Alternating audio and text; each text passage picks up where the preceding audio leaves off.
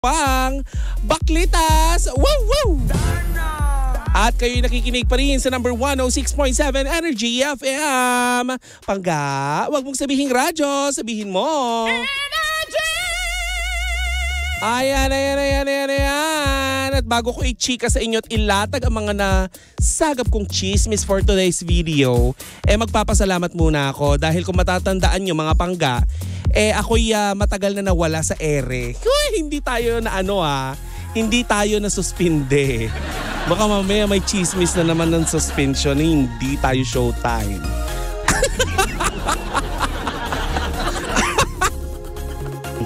So yun na nga, ang chika, talaga namang hindi ako nakapasok dahil nag-leave ako dahil sa aking pagdiriwang ng aking kaarawan. Pero bunsod ng aking pagdiriwang ng kaarawan, gusto ko lang munang pasalamatan ang mga sumusunod. Siyempre si Tita Alicia Balatbat ng Lola Nenas, ang Team Sabaw, si Ate Faye Lara, Ate Teresa, Ate Leonora, Mami Geraldine, Ate Cheryl, siyempre sa jowa ko siyempre. Sa pamilya ko, ayan, sa mami ko, syempre, sa nanay ko, si Doña Grace. Ayan, syempre ang aking kumarin na si Kapitana Sisa, ang ating station manager dito na si Papa Jackson, si Gandang Kara, at syempre si Mama Rebecca C. Ayan, maraming salamat po mga pangga. Sa Nail Files family ko, dyan sa Robinsons Otis at Hungry Pares at CLX Auto Detailing, maraming salamat po sa inyo. Sa lahat ng mga bumati sa akin nung aking kaarawan, maraming salamat po. Hindi ko na kayo maisa-isa dahil talagang napakarami nyo.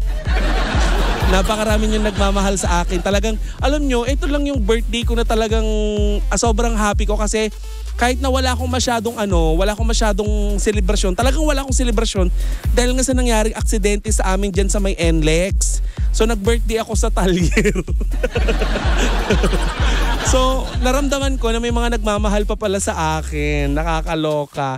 Ay, maraming salamat. Kahit tapos na yung birthday ko, may mga pa rin. Nagpapahabol pa rin ng pagbati at pagbibigay ng regalo. Ay, tumatanggap pa rin ako. Birth month ko pa rin. Diba? Grabe naman, for the buraot naman ng person. Ay, anyway, eto na ang chika ko for today's video na magugustuhan ni Chang Amin, ni Kuya Obet at saka ni Ate Yoli dyan sa Pandacan, Manila. Nakakaloka ito.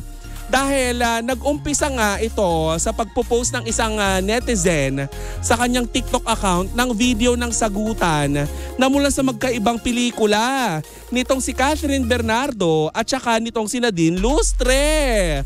Nakakaloka. Sagutan nito ng dalawang aktres na galing sa pelikula nilang A Love Untold na Barcelona, A Love Untold at Never Not Love You ni Nadine Lustre. Wow! Bongga ang editing talaga. Nakakaloka kasi kung makikita nyo yung video guys, nagsasagutan yung dalawa pero hugot lang yung mga linyahan na yon sa iba't ibang pelikula nila. Ngayon eto na ang chika. May mga netizen, talagang iba ang kapangyarihan ng mga netizen, no? Ang mga netizen minsan talaga makapangyarihan, nakakaloka. Minsan pati ang isang programa ay nakakansela dahil sa mga netizen din. Usong-uso na talaga ngayon ang mga cancel culture at kung ano-ano pa. Pero ito masaya itong ginawa ng mga netizen dahil ang mga netizen naman ay nanawagan na magkaroon ng proyekto itong si Catherine Bernardo at si Nadine Lustre. Parang nadimonyo naman na yung nasabi ko. Kaya habang kinukunan ako ng picture ni Baby Toby tas ipopost niya sa social media ng Energy FM. Video na ipopost sa IG ng Energy FM. Sa mga gusto makita ako punta kayo sa live ng Energy FM. Pero tuloy natin yung chikahan. So nanawagan nga mga fans si Catherine at saka ni Nadine Lustre na itong dalawa ay magkaroon dapat ng proyekto at talaga namang inayunan. Mare, hindi kinancel yung kanilang hindi inelbow yung kanilang request. Dahil natuwa naman ang Viva Film sa ginawa ng mga netizen. Nag-comment nga doon ng Viva Film. Minention nito ang Star Cinema. Tinanong kong, G? Hoy, parang inuman lang. Malaking pera ang kailangan dito. Bakit parang inuman lang nagyayayaan kayo? Bakit parang inuubo naman ako? Parang papanaw na ang bakla. So yun nga, nagkayayaan na ang Viva Film, Viva Film ba o Viva Incorporated at ang Viva Films nga at ang Star Cinema na magkaroon ng proyekto o magkaroon ng kolaborasyon ang dalawa para sa proyekto ni Catherine Bernardo at ni Nadine Lustre. At hula ng mga ilang netizen ay parang Nora at Vilma. Movie kaya ang ilalabas na proyekto ng Viva Films at ng Star Cinema? Tatangkilikin kaya ng sambayan ng Pilipino lalo na ng mga tagahanga nila? Siyempre naman, sila yung nanawagan na ilabas itong proyekto na ito Siyempre tatangkilikin ito ng sambayan ng Pilipino, 'di ba? Nakakaloka 'yun. Tiyak naman na magiging masaya ang mga fans ng Katniel at ng Jadine. May Jadine pa ba ngayon? Pero siyempre hindi naman namamatay yung yung puso ng mga dating tagahanga ni James Reid at saka ni Catherine Bernardo. Pero alam mo, may mga ilang netizen din na nag-uudyok na sana daw ay isali man lang si Liza Soberano dun sa magiging proyekto. Bakit naman hindi? 'Di ba tatlo sila? 'Di ba? Alam mo, hindi na masama yan ngayon. 2023 na ngayon. Yung mga nagbabakbakan at nagtatapatan sa takilya dati na mga love team, magsama-sama sa isang pelikula. Kung matatandaan nyo, 1982, hindi ba nagsama itong si Nora at saka si Vilma?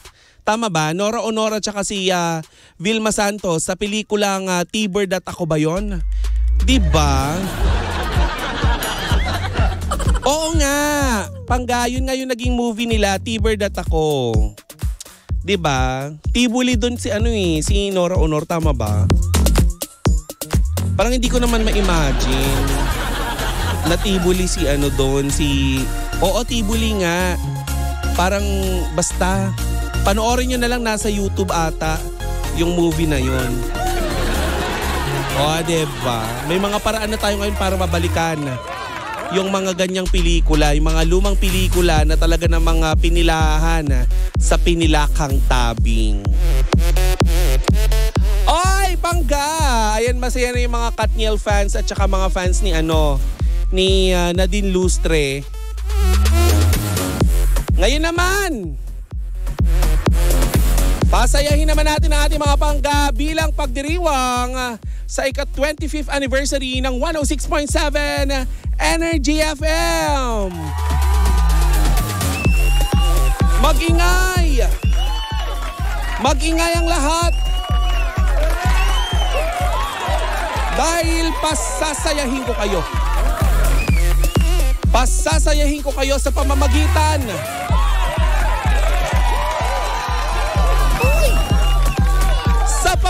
ng pera. Sabi nga ni Lola Kurtz, tampalin ng pera yan.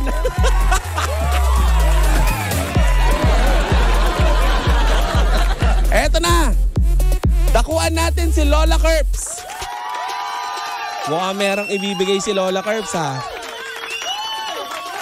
Dakuan natin ang tunog pera. Ito ang Energy FM Super October, the 25th year anniversary promo nationwide. Tunog Pera!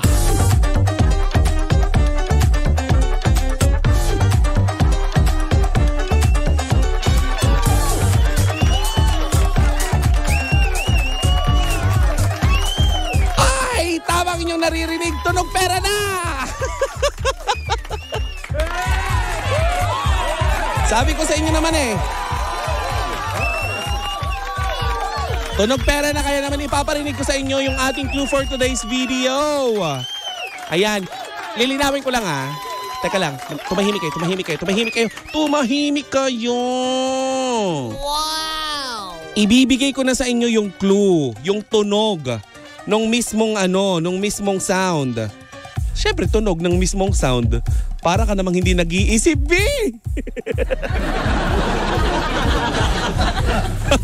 Redundant. Nakakaloka. Diba? Ipaparinig ko na sa inyo yung sound mismo na papahulaan natin for today's video at may pagkakataong kayong manalo ng 1,000 pesos mamaya sa programa ni Gandang Kara.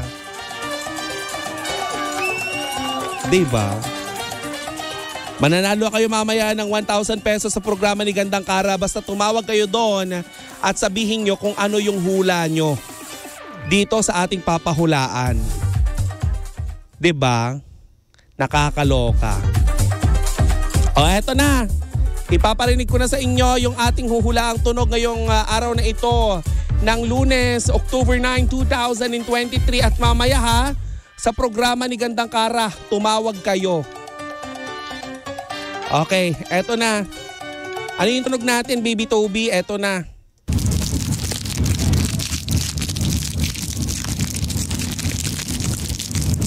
Oh, narinig nyo? Isa pa. Isa pa ha. Parinig ko pa sa inyo ha. Eto.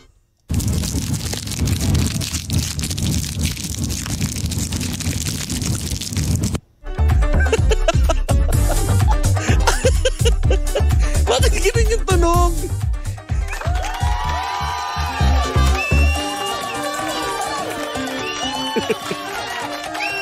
Kanya-kanya tayo ng interpretasyon.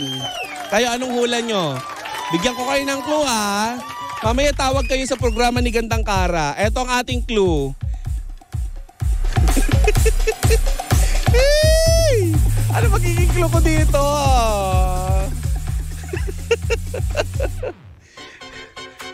Eto, kinukusot. Ang ating clue ay kinukusot.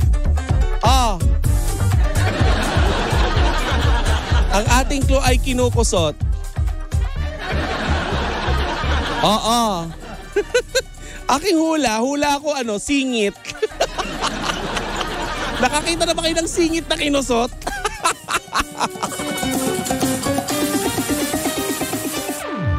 Maraming salamat Pangga sa pagsama nyo sa akin sa isa na namang edisyon ng Baklitas! Woo! Woo! Muli magsama-sama ulit tayo bukas sa isa pang edisyon o panibagong edisyon dito pa rin sa number 106.7 Energy FM. Pangga, huwag mong sabihin radyo, sabihin mo Energy! Magkakasama-sama pa tayo hanggang alas 12 ng tanghali. Ayan, abangan nyo dahil susunod na ang programa ni Gandang Kara. Ayan, hahandugan ko muna kayo ng awitin. Ayan. May anong awitin, Bev? Awitin mula kay Beyonce at Ed Sheeran. Ang awiting Perfect.